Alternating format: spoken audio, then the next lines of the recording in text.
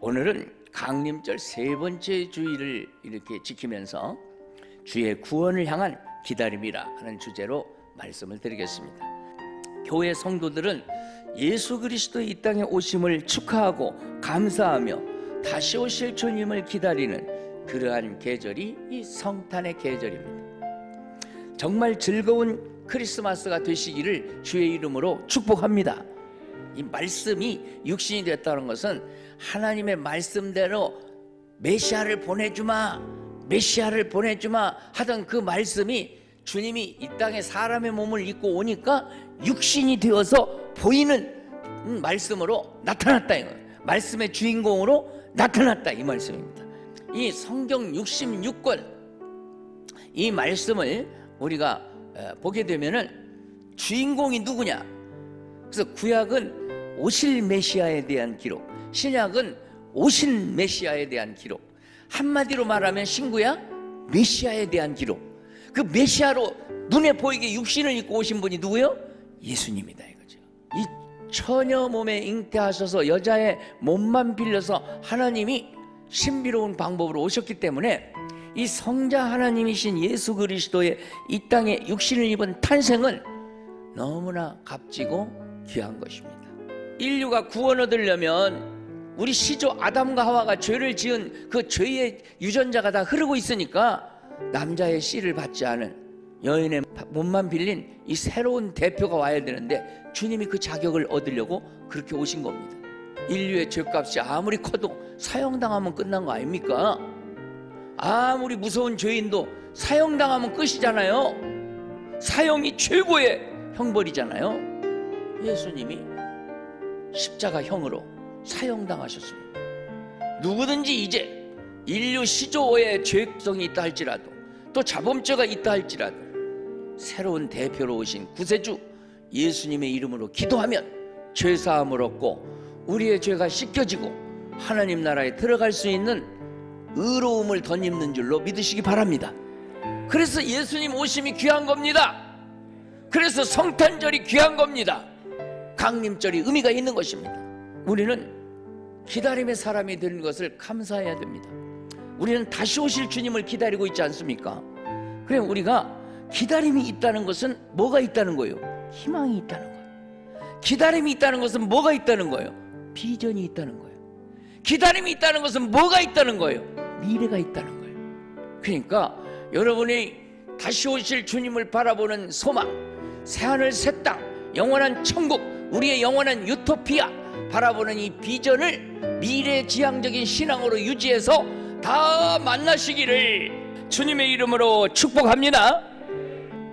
예복을 다 준비해서 그날에 아멘 마라나타 주 예수여 어서 오시옵소서 맞이할 수 있는 자격 있는 신자들이 되시기를 주의 이름으로 축복합니다. 당시 최고 권력자들 이름이 나옵니다. 당시 로마의 시저 디베로의 이름이 나오고 또 본디오 빌라도 총독 이름이 나오고 헤롯 왕의 이름이 나오고 빌립 왕의 이름이 나오고 이들의 루사니아 이런 쟁쟁한 사람들 분봉왕들 이름이 나옵니다. 이들은 그 시대에 정치 권력을 잡은 사람들입니다. 당시 권력의 심장부에 정상에 있던 사람들입니다. 그러나 이들이 메시아를 알아봤습니까? 이 사람들은 권력을 갖고 자기들의 권력 유지하려는데 바빴지 메시아에 대해서는 별로 관심이 없습니다. 오늘 본문 2절에는 또 어떤 권력자들이냐? 종교 권력자들. 당시에 이 대제사장 안나스와 가야바 얘기가 나오죠. 이런 종교 권력자들은 그러면 메시아를 잘 듣고 알고 가르치는 사람인데 이 세상 권력과 결탁해가지고 그저 욕심만을 위해서 살지 메시아가 왔는데도 못 알아봐요. 그러면 메시아가 오신 것을 알아채게 하는 분이 있는데 그분이 누구냐? 가장 초라한 광야 빈들에서 외치는 세례 요한에게 메시아가 왔다는 소식이 전해지고 메시아가 온 것을 세례 요한을 통해서 전파하게 합니다. 오늘 이 자리에 오신 여러분은 진솔하게 하나님께 인정받고 메시아를 알아보는 영안이 열리시기를 주의 이름으로 축복합니다. 사실 이 세례 요한은 아주 좋은 집에서 예수님을 기다리지 않았습니다. 2절 하반절에 보면 이 하나님의 말씀이 사가랴의 아들 요한에게 임했다고 말씀하는데, 하나님의 말씀은 정치 권력자나 종교 권력자에게 임하지 않고 이 사가랴의 아들, 제사장의 아들 요한에게 임했는데, 그는 순수한 믿음의 사람이고 예수님의 길잡이로 하나님이 택한 사람이에요. 이 광야 빈들은 무엇을 의미합니까? 여러분의 마음의 욕심, 시기, 질투, 원망, 불평, 사특한 마음, 이런 거 다 버려서 비워버려야 마음의 빈들이 이루어집니다. 그 빈 마음에 예수 그리스도가 오시도록 준비하시기를 주의 이름으로 축원합니다. 그러므로 이 빈들과 광야는 오늘날 어떻게 준비해야 되느냐? 내 마음에 준비해야 된다. 내 마음을 비우고, 욕심도 비우고, 악한 세속적인 가치관도 비우고, 잘못된 고정관념도 비우고, 이런 걸 비울 때에 우리가 예수님을 제대로 성탄하신 주님을 모실 수 있는 심령 준비가 되는 것이다 하는 것이죠. 메시아가 오실 마음의 길을 닦으려면 마음속에 있는 골짜기가 메워져야 된대. 작은 산들이, 큰 산들이 다 낮아져야 된대. 그리고 구부러져 있는 거, 굽은 것이 곧아져야 된대. 험한 길은 어떻게? 평탄해야 된다는 거야. 골짜기를 메우라는 것은 이 절망과 불신의 골짜기를 말합니다. 매사에 믿지 못하고 고립해 있는 사람 있죠? 이 골짜기를 믿음으로 메우시기를 주의 이름으로 축복합니다. 또 구부러진 것을 곧게 하라고 말합니다. 구부러졌다는 것은 마음이 부정적이고 옳지 못한 마음을 말합니다. 매사에 꼬부라지게 보는 거예요. 좋게 안 보고.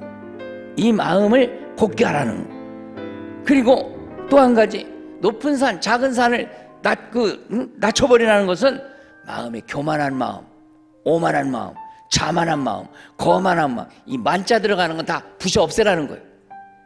오늘 이 시대에도 성탄의 의미가 변질되고 있습니다. 서두에 말했듯이 산타나 누돌프 사슴코가 우리 주인공이 아닙니다. 예수님이 여러분의 구주로 오심을 감사하고 맞으시기를 축원합니다. 우리가 미래를 잘 준비하고 메시아를 기다리는 제대로 된 방법이 뭐냐? 그것은요, 다른 거 없어요. 우리의 심령을 정결케 하는 비우는 작업이 필요한데, 마음을 비우는 작업이 뭐냐? 회개입니다. 회개. 예수님이 오시기 전은 기원 전, 예수님이 오신 이유는 기원 후 해가지고, 그 기원 전은 AD 몇 년?